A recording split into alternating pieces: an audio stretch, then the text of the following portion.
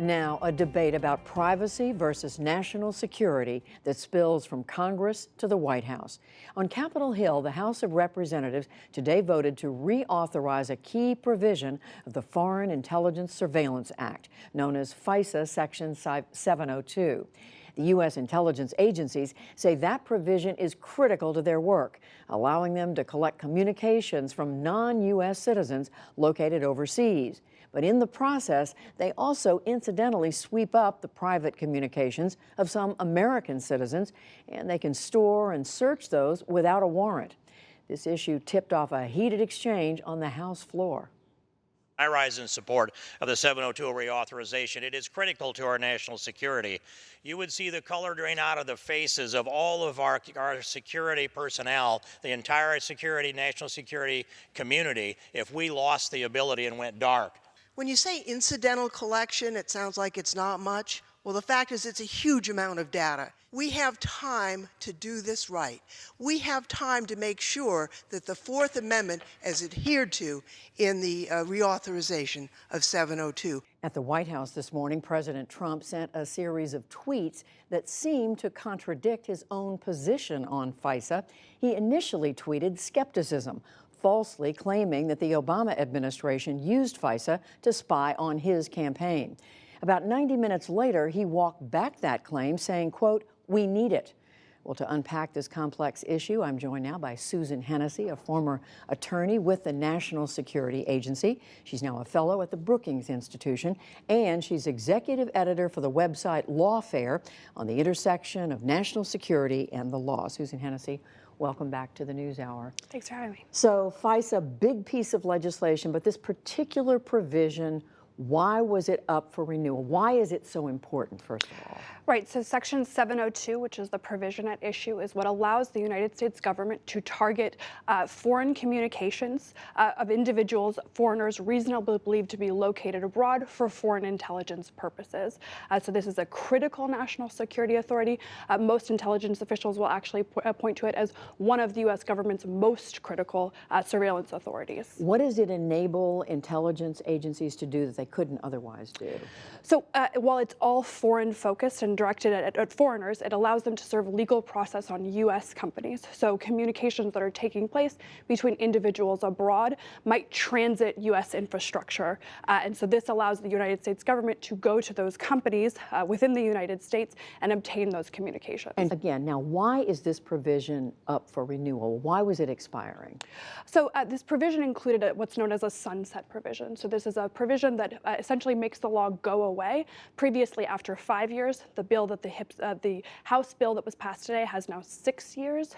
So the intention of these sunset provisions are essentially to force periodic debate. We don't just want really important and sometimes controversial legislative authorities to sort of sit out there.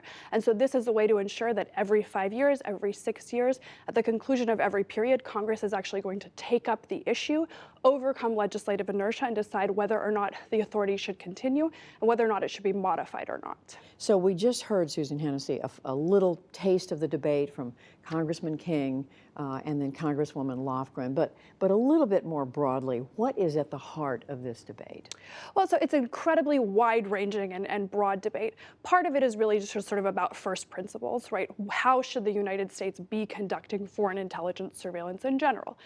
One of the most controversial provisions here, however, was related to what's known as post-collection querying. So that is after the U.S. government has collected information targeted at foreigners, oftentimes U.S. persons' information, Americans' information, is incidentally collected. So that's collection that isn't intentional, but also isn't exactly accidental. They know that this is going to occur.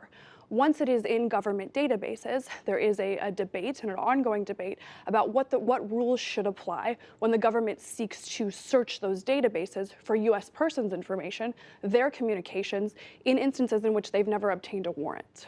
And the opponents are worried, understandably, that there's going to be some information shared that shouldn't be, that really isn't a part of any international intelligence, or shouldn't be part of any intelligence gathering. Right, so really their fundamental concern is that this information was collected without a warrant in a very specific context, a context related to foreign intelligence.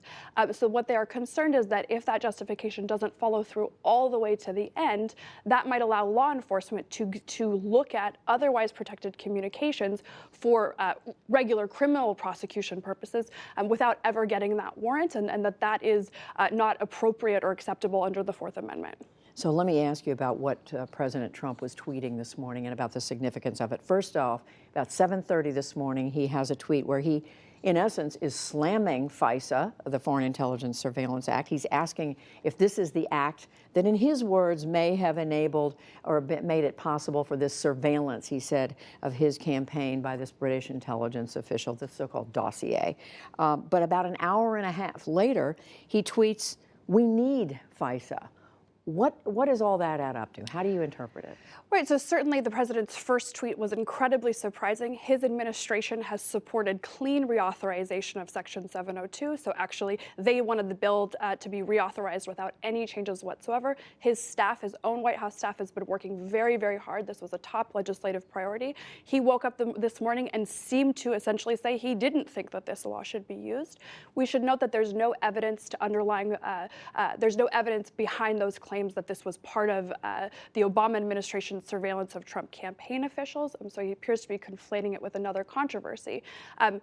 We don't know what happened in that intervening 90 minutes, but I think it's reasonable to assume his staffers explained to him the importance of this particular piece of legislation and that it was his own administration's position that it should be reauthorized. So, Susan, the timing of this is important because these tweets were taking place just a short time before the House of Representatives was about to vote on this.